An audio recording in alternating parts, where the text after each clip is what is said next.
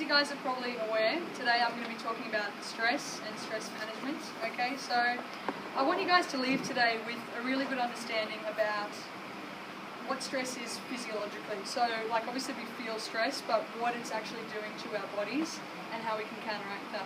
Okay, because obviously stress has a big effect, and probably a bigger effect than most people realise, on your weight loss, on your muscle gain, on your hormones, on your gut health, all that kind of stuff. So yeah, I just wanted to help you guys understand how that's going to affect your goals and then potentially results, and what kind of stuff you can do to overcome that. So, actually I'm going to probably need to... Yeah. Can I get somebody to put this for me? Is that possible? Can you do that? We're doing it down? Yep, down. That's fine. Cool. So look, everybody is under stress. It's the norm. It's not the exception. Okay, we actually have 100 times more stress than our grandparents did. Okay, and that's due to things like phones, emails, texting, constantly being contactable. We can sort of define stress as anything that hurts us, throws our body off its normal function or balance, and challenges our homeostasis. So homeostasis is that nice balance our body likes to be in. Okay. So I think it's important to realise that symptoms are not normal. So we all know people that, when they get stressed, they say, oh, I get that upset stomach, I get aches, I get pains, I get this and that, okay? Those things are not normal. That is your body telling you that something is not right, okay? So it's important to realise that. We've been put on this earth to thrive, essentially. So if you're not thriving, if you're not feeling good, if you've got GI distress, if you've got issues like that, that is a sign that things aren't right, okay? Disease or any health issue you might have is going to be worse when you're stressed, okay? So it's going to be exacerbated. And in the world of functional medicine, it's actually commonly believed that the healing of 80% of diseases can be addressed by rebuilding the adrenal glands, which are responsible for your stress hormones, and the pancreas, which is responsible for insulin. So that has to do with blood sugar, okay? So 80% of diseases can be addressed through those two things. It's massive. So there are a couple of different forms of stress. Okay, obviously we firstly think of stress as mental, so thoughts. Okay, our thoughts can stress us out. We can see things like cortisol and adrenaline and stuff go up when we're angry and sad and frustrated and feeling those kind of stressful emotions. But then food can also be stressful to our bodies as well. Like bad food actually stresses out our bodies. Okay, so refined sugar, vegetable oils. Actually, cooking in olive oil is not very good because olive oil under high heat degrades and it actually turns into trans fats, okay? And trans fats are what cause basically insulin resistance, and insulin resistance is pre-diabetic, okay? So it means that your cells actually kind of harden up and they don't take nutrients very well, okay? That's obviously a big problem. So you find trans fats in things like donuts and cookies and crackers and muffins and pies and things like that. And obviously, eating those kinds of foods is pretty stressful to our digestive system because we're not particularly well designed to digest McDonald's and KFC and things like that. And then toxicity. So that's something else that's stressful to us. So I think of it in terms of things like skincare products. Okay, it's completely unregulated what goes into skincare products. There are a lot of chemicals in there. I think a lot of people would be surprised to find out what's in the products that they regularly use. Okay. Things like carbon monoxide and diesel that are released as you walk down the street from cars, okay? You can think of it like low-grade smoking. It has an influence on things like cancer. I know that can sound kind of a bit new age, and but that is a very big part of dealing with modern-day stress today. So here we've got the adrenal glands. So we've got the kidneys here, and just on top, these two little walnut-shaped glands are actually the adrenal glands, okay? And they are responsible for a whole heap of stuff, okay? So basically, they make something called cortisol. And you guys have probably heard of cortisol. If you've trained with me, you definitely have. And it's given a bit of a bad rap. It's kind of like known as the stress hormone, okay? But it's actually the hormone of energy. So we need cortisol. We need cortisol to wake up in the morning. It wakes us up. It switches on systems that keep us ticking, okay? So we don't want to have low cortisol. We want to have optimal cortisol. So we want cortisol to be nice and high in the morning and nice and low in the evening. The problem is that when we make too much cortisol, okay, and that's because we have 100 times more stress than our grandparents, so we often do make too much cortisol. So essentially what happens is, you've got to understand that most of our genetic code evolved at a period where we were not living like we were today, okay? So back in the day, stress was in the form of a predator. Okay, so we're being chased by saber-toothed tiger. Okay, do you need more cortisol and more energy to get away from that tiger? Absolutely, yeah, you do. So in that kind of circumstance, yeah, you need cortisol, you need a lot of cortisol, and your body needs to focus on giving you more energy to get away. However, everyday stress for us now is so different, and it's often chronic as well. So if you're trying to get away from this predator, you need cortisol, and you don't need much else. Your body will actually shunt blood to your arms and legs, okay, so you haven't got much blood around your digestive system, so your digestion slows down, your immune system's compromised, all that kind of stuff happens when you're stressed. Your pupils dilate, you become more sensitive to light, okay? So, yep, if you're being chased by a predator, that's fine. If you you get a bad haircut or your USB fails and that's what's happening, it's not really ideal, that's not the kind of reaction that you need, okay? But you've got people walking around like that all the time, okay? So they've got their blood pressure up through the roof, they've got their heart rate through the roof because they're just under this chronic stress and their adrenal glands are just under the pump trying to make cortisol all the time, okay? So the other thing that our adrenal glands make is DHEA, which is like a repair and recovery hormone. So we want our adrenal glands to be really nice and healthy because they need to make cortisol and they need to make DHEA and it needs to be in this fine balance, okay? So Holly just this. So just very quickly, like, you can see how much these two things are responsible for and your adrenal glands are responsible for. Your immune system, your ability to metabolize carbohydrates, your hormones, your thyroid, your pancreas, your insulin, actually your weight gain, your bone turnover, all that kind of stuff. So if your adrenal glands aren't functioning properly, you can have a lot of issues, okay?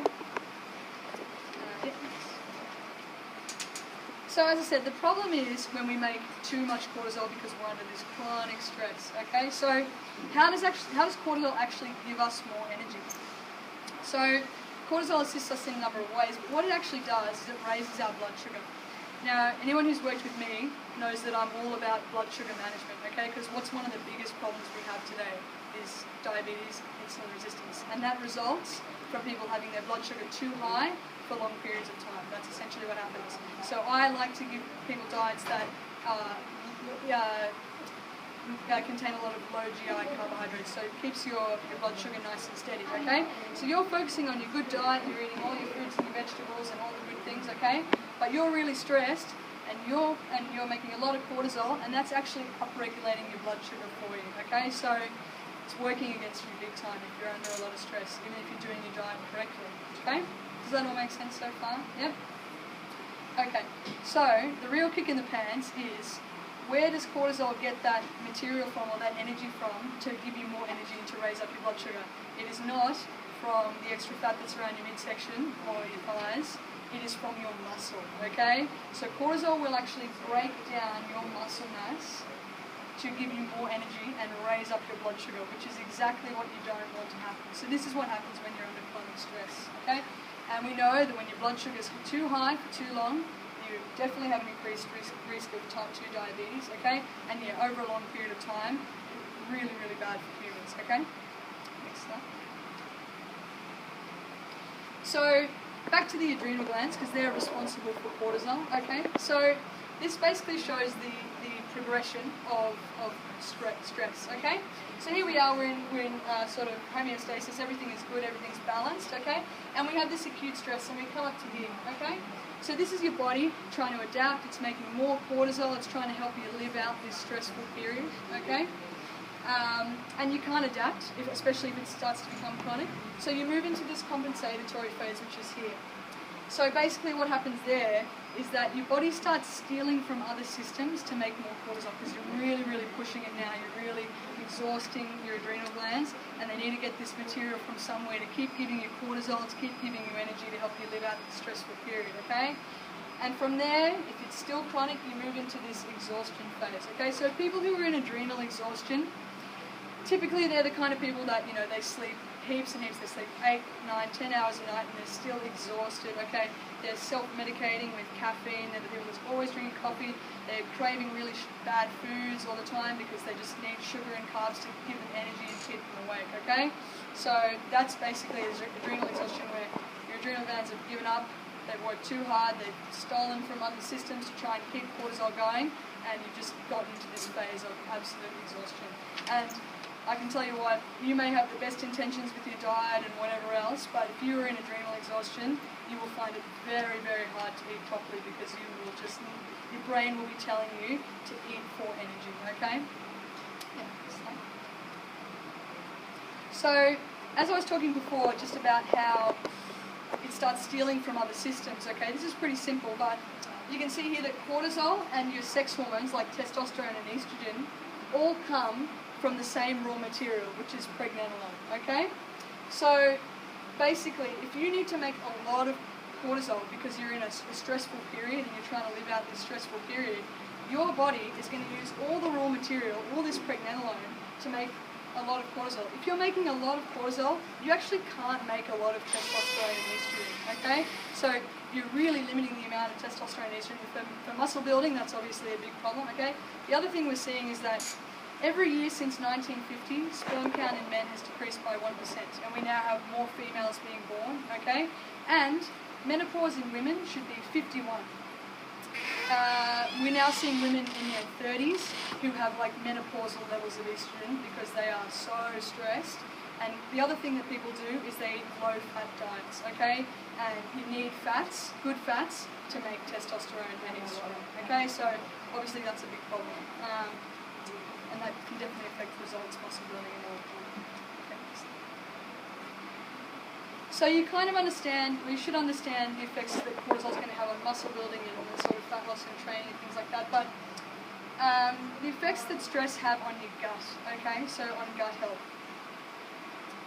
So the first thing that happens when you're under a lot of stress is you don't make as much gastric acid. So we have HCl and pepsin, so hydrochloric acid in our stomach, okay, which helps us break down proteins and things like that, and helps us assimilate those nutrients. So it's not you are what you eat, it's you are what you assimilate. So you are what you can actually get out of the food that you eat. Like you can eat all the right food, if you can't break it down and digest it and assimilate it, it's not very useful to you, is it? So first of all, stress is going to bring down your HCl levels in your stomach. So that's why people often get things like bloating and GI distress and all kinds of things when they're really stressed because they actually don't have as much stomach acid, okay? The next thing it does is it actually decreases your gut mobility, so you'll get things like constipation. Your gut flora are altered by stress, okay? So actually I'll go into that a little bit more in a minute. And your gut permeability increases, and you can end up with something called leaky gut. So I'll explain that because that's quite a big thing nowadays. So the lining of your gut is actually as thin as the skin of your eyelid. So it's very, very thin, okay? And it is basically the interface between your environment, well, the foods that you eat, and maybe it's sprayed with pesticides, all sorts of things. The environment and your bloodstream, okay? So that lining needs to actually filter out the stuff that should not be going into your bloodstream and help you excrete the other stuff. Does that make sense? Yep. So what can happen is when you're really stressed, you're making a lot of cortisol, okay? People taking antibiotics, people taking non-steroidal anti-inflammatories like ibuprofen, the pill, they all do damage to that gut lining, okay? And you get like little microscopic holes, pinholes, in your gut lining. And what can happen is, because I mean people don't generally chew their food very well and all sorts of things, is that you eat foods and they actually go through that hole into your bloodstream, and so do your bacteria and things like that as well. And your bloodstream sees those and goes, hey, this is totally foreign, and will actually attack that, and you will get inflammation, right? You've got the immune system there where you don't want it to be, okay? So people get intolerances to foods, like every time they eat a food they feel really bloated, or they've got GI distress, or they've got really foggy-headed, okay? Food intolerances is like the biggest cause of joint pain and migraines and all sorts of things like that, because people eat things they cannot tolerate and they've got this issue with their gut.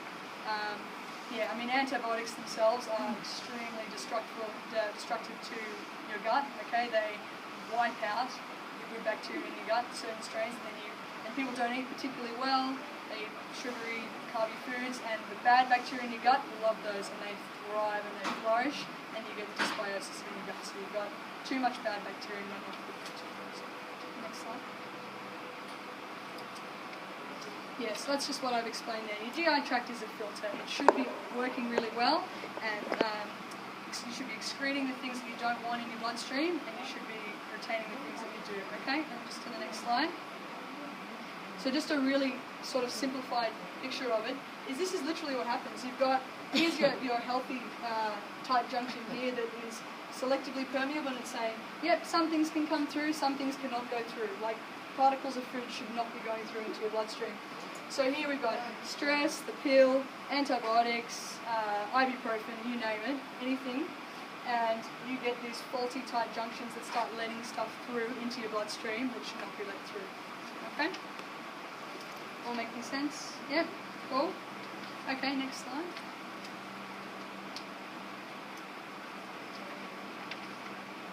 Okay, cool. So as I said before, your immune system reacts.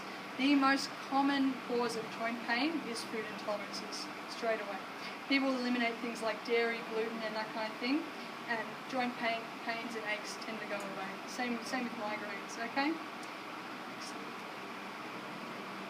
Okay, so just to sum it up quickly, chronic stress, yeah, it makes us tired, okay? It really messes with our adrenal glands, which can take a long time to recover from, especially if you end up in that exhaustion phase, okay?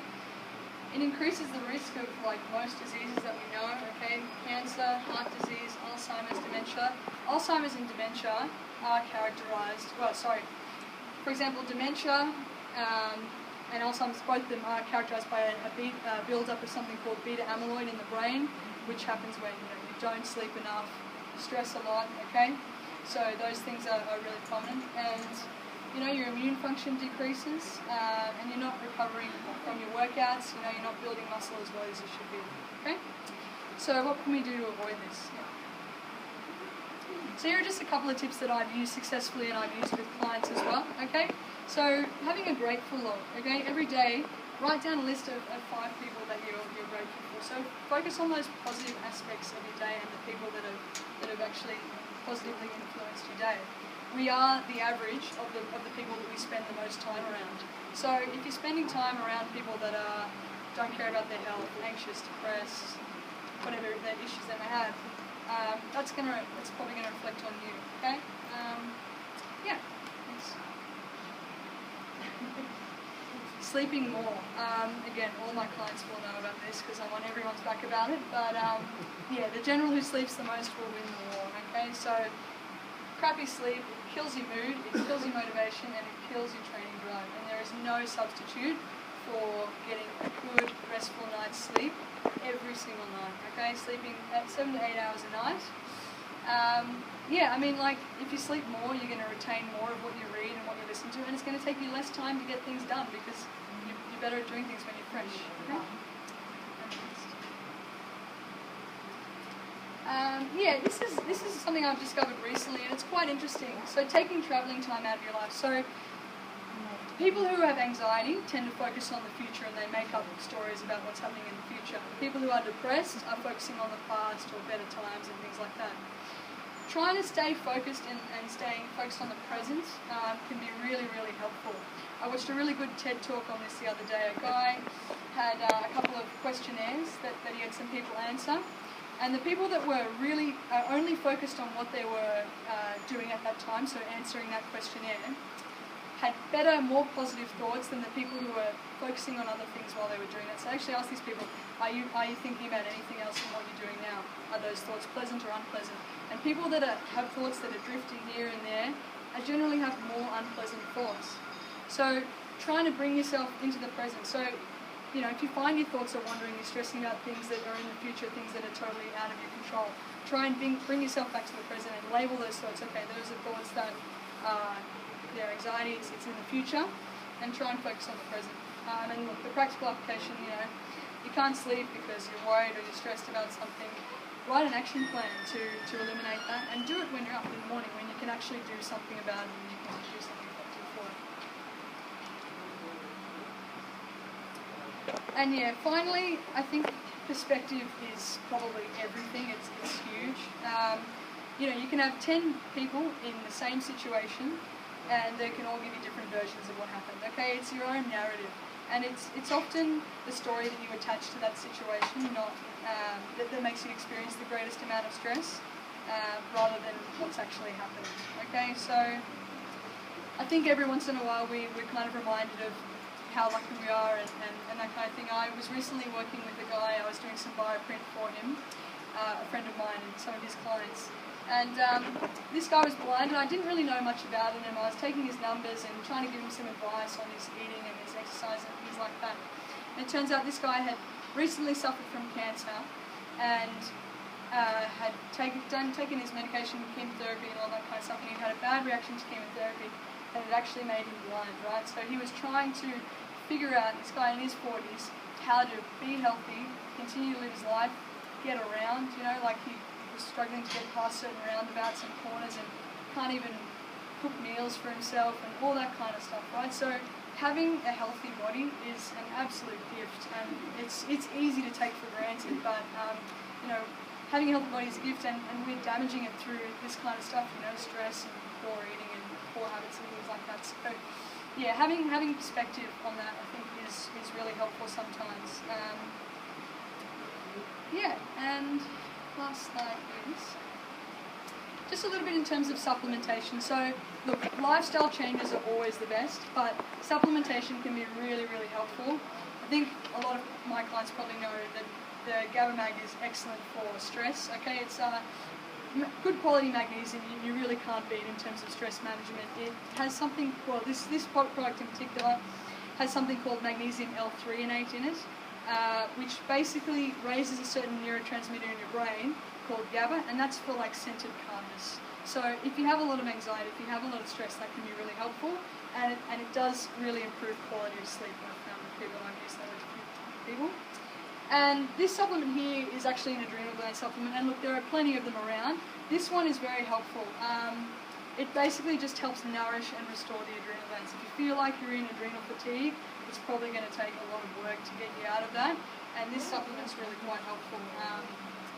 Yeah, it kind of, again, it sounds a little bit hand-wavy, but it will fix what needs to be fixed. So if you're low on those raw materials that you need, it will help replenish those, and it just helps your adrenal glands function better and helps you get that better quality of sleep. Yeah, has anybody got any questions or anything at all about what I've said? No? All makes sense? So supplementation, is that something that you take proactively, or after prolonged exercise you still feel stressed? Magnesium I would take all the time. People are very, very, very deficient in magnesium generally. You need a lot of magnesium to process carbohydrates, and people generally eat way too many carbohydrates, so that's why people are generally deficient. Look, I would say most people would argue that they feel better when they supplement the magnesium. Also, the soils are not nearly as nutrient-rich as they used to be, so it's hard to get enough through food. Like magnesium you get through green leafy vegetables, but I can guarantee that I've never felt as good eating a lot of green leafy vegetables than I have when I take that supplement. I think most of the clients who have taken it can agree. Yeah, there are some things that supplementation is very, very helpful with. So, yeah. Anything else? No? Cool. Thank you so much, guys.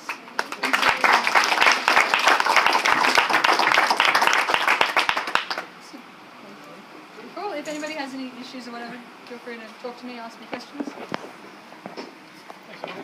Thank you. Thanks for coming, guys.